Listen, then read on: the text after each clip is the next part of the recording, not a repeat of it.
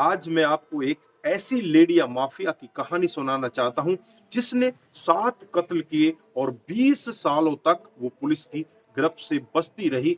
उसने आखिरकार ऐसा क्या प्लानिंग की थी जिसकी वजह से वो लगातार लोगों का कत्ल करती जाती है और फिर वो बच जाती है। दोस्तों, अगर आप भी पूरी घटना के बारे में जानना चाहते हैं तो एक बार के लिए भी जरा सा भी वीडियो को स्किप ना करें। आइए दोस्तों, जानते हैं पूरा मामला क्या था। नमस्कार, जय हिंद। आप देख रहे हैं एपीएच न्यूज राहुल रावत के साथ। तो दोस्तों, आज की जो हकीकत की घटना आपको बताने जा रहा हूं वो हमारे पड़ोसी मुल्क चाइना की हकीकत की घटना है। यहाँ पर एक 23 वर्षीय लड़की जिसका नाम होता है लाउ, जो अपने बॉयफ्रेंड के साथ रहा करती है, बॉयफ्रेंड के साथ मिला जुला करती है, उसके साथ अच्छे से रहा करती है।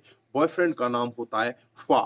दोनों आपस में एक दूसरे के साथ ऐसे रहते हैं कि जैसे वो एक पति पत्नी हो। उनका काम होता है लोगों को अपनी ओर अट्रैक्ट करना और उनसे पैसे लूटना। इसी तरह से वो एक किसी भी प्रोग्राम में जाते और प्रोग्राम में जाने के बाद वहां पर वो ऐसा दिखाते कि जैसे ये दोनों पति पत्नी है और एक दूसरे के साथ अपने अट्रैक्शन को लोगों को भी दिखाते। वहां पर जो लोग बाग होते इस लड़की की अट्रैक्शन को देखकर एक बार के लिए दीवाने हो जाते और फिर इसके बताए हुए पते पर चले जाते। वहां जाने के बाद ये लड़की अपने बॉयफ्रेंड के साथ होती, क्योंकि बॉयफ्रेंड को भी ये मामला सारा कुछ पता होता। जब ये लड़की वहां पर पहुंचती तो अकेले होती, लेकिन कुछ देर बाद ही वहां पर इसका बॉयफ्रेंड आ जाता। उस व्यक्ति को पकड़ लिया जाता और ये व्यक्ति के साथ में मार पिटाई करते और उसे मार कर वहीं पर ढेर करके वहीं पर फेंक जाते और उसका जो भी सामान होता है, जेवरात होते हैं, उन सबको छीन ले जाया करते। इसी तरह से मामला चलता रहता है।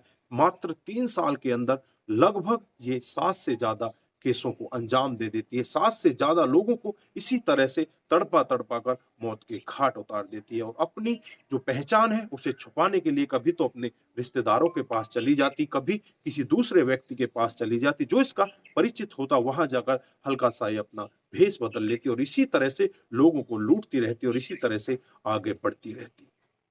साल 2019 में पुलिस को इस लड़की के बारे में पता चलता है और पुलिस इस लड़की को धर दबोच कर वहां से गिरफ्तार कर लेती है और गिरफ्तार करने के बाद जब ये मामला कोर्ट के अंदर पहुंच जाता है, इससे पूछताछ की जाती है तो अपनी पूछताछ में बस ये यही कहती है कि मैं उन लोगों से माफी मांगना चाहती हूं जिन लोगों के मैंने घर को उजाड़ दिया है, क्योंकि मैंने ये सब काम दबाव में आकर किया। मैं पैसे कमाना चाहती थी, उस दबाव में आकर मैंने इतने बड़े क्राइम को अंजाम दिया। मेरा बॉयफ्रेंड भी मेरे साथ होता था, लेकिन बॉयफ्रेंड को गिरफ्तार नहीं किया गया था। इस लेडी के ऊपर ही पूरा मामला बनता था और इस लेडी के ऊपर ही वहां की सरकार ने, वहां के जो कानून है उसने पूरा मामला बनाया और साल 2022 में इसे सजाए मौत की हुक्म सुना दिया जाता है कि इसकी मौत होगी। इसने फिर उसके बाद इस मामले को आगे सुप्रीम कोर्ट में भी ले गई। वहां जाकर अपील करने लगती है, वहां जाकर माफी मांगने लगती है और कहने लगती है कि मुझे माफ कर दो, मुझसे बहुत बड़ी गलती हुई है। लेकिन यहाँ पर जो चाइना का कानून है, कुछ देशों में भी ऐसा ही कानून है। यहाँ पर माफी की कोई गुंजाइश नहीं होती। यहाँ पर अगर कोई भी देश के खिलाफ भी बोलता है तो उसको भी सजाए मौत की सजा सुनाई जाती है।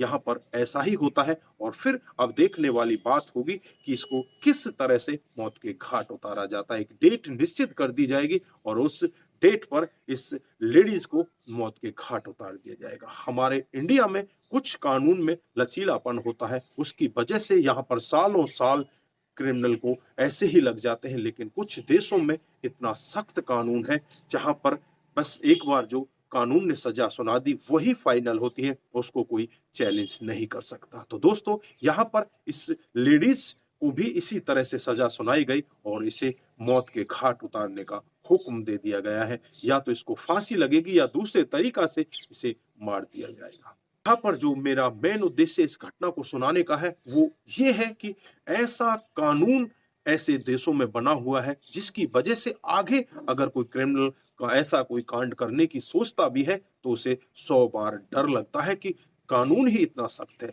अगर इंडिया में भी इतना सख्त कानून बना दिया जाए तो यहाँ पर जो क्राइम के केस डे बाय डे बढ़ रहे हैं वो भी बहुत ही कम होंगे। लेकिन यहाँ पर जो कानून में लचीलापन दे रखा है, उस लचीलेपन की वजह से बहुत सारे क्रिमिनलों के जो मंसूबे हैं वो बढ़ जाते हैं।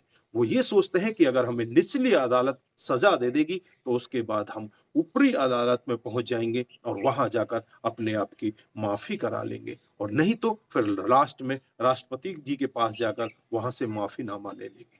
दोस्तों, ये लचीलापन कानून में कहीं ना कहीं हमारे जो समाज के लिए बहुत ही गलत है। अगर लचीलापन ना हो, क्रिमिनल को अगर वो पूरी तरह से पता चल जाए कि ये इसने यही क्राइम किया है, तो उसे उसी समय पर ऑन द स्पॉट ही इस तरह की सजा सुनाई जाए, जिससे कि आगे जो इस तरह के क्राइम करने वाले होते हैं वो सचेत हो जाएं और उनके अंदर भी डर की भावना पैदा हो जाए कि अगर हमने भी ऐसा किया तो हमें भी इस तरह की सजा सुना दी जाएगी। तो दोस्तों, आप जहां भी रहें, सतर्क रहें, सावधान रहें और ऐसे क्राइम को अपने आसपास ना होने दें। नमस्कार, जय हिंद, जय भारत।